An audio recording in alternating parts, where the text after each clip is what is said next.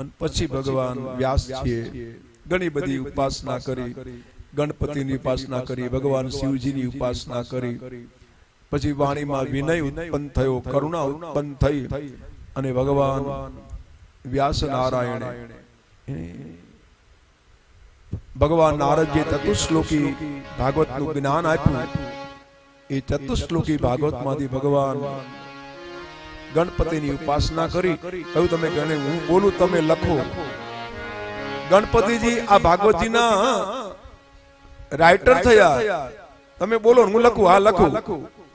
પણ ગણેશજીએ શરત કરી કે તમે બોલો અને હું લખું, પણ તમારા બોલવામાં જો વચ્ચે થોડો વાર લાગશે, શબ્દો અટકશે તો હું કલમ મૂકી દઈશ, પછી નહીં લખું.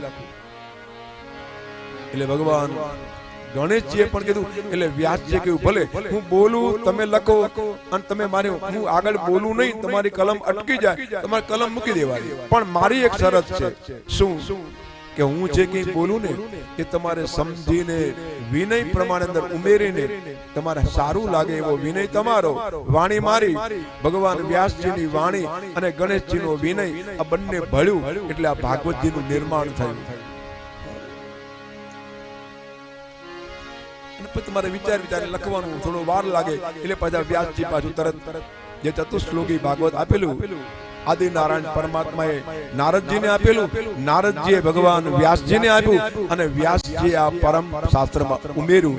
એટલા માટે આપણે સનાતન ધર્મની જય, સનાતન ધર્મની જય બોલીએ છીએ.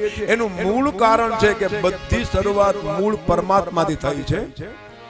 એ પરમાત્મા સનાતન છે. એટલે પરમાત્માએ ભાગવતજીનું પરમ જ્ઞાન ચતુશ્લોકી ભાગવત એ નારાયણે નારદજીને આપ્યું, નારદજીએ ભગવાન વ્યાસજીને આપ્યું અને વ્યાસજીએ આ ભાગવતમાં લખ્યું. એટલે જ્ઞાન પરંપરા ક્યાંથી આવી? ભગવાન નારાયણથી.